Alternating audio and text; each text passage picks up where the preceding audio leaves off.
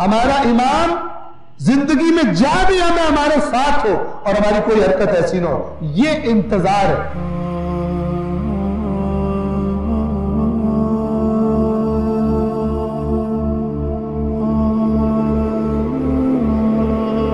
اسی طرح اس آخری تحریک کے لیے جب ان صفات رکھنے والوں کی اتحاد پیدا ہو جائے گی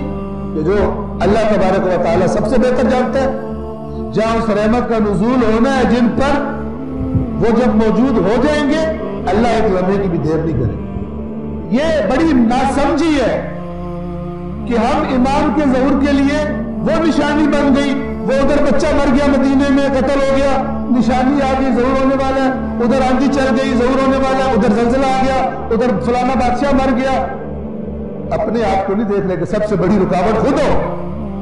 یہ امام کے ظہور سے پہلے کی نشانیوں کا مطلب یہ نہیں ہے کہ کل ہونے والا ہے۔ کتنے لوگ ہیں جنہوں نے دعوے کیے 5 سال میں ظہور ہو جائے گا، 10 سال گزر گئے کوئی نہیں ہوا، پھر انہوں نے کہا اب ہو جائے گا، پھر جھوٹے پڑے کوئی نہیں ہوا۔ وہ خدا جانتا ہے کب ہوگا۔ ہاں ہماری تیاری ایسی ہو جیسے بالکل نہیں ہونے والا،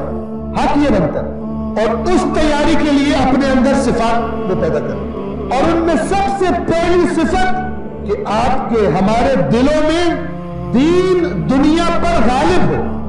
دنیا کے تمام امور دین کے سائے میں ہو، ہمارا دین صرف مسجد تک محدود نہ ہو، ہمارے ائمہ امام بارگاہوں میں قید نہ ہو، بلکہ ہمارے ساتھ ہو ہماری عملی زندگیوں میں۔ ہمارے ذہن میں یہ نہ ہو کہ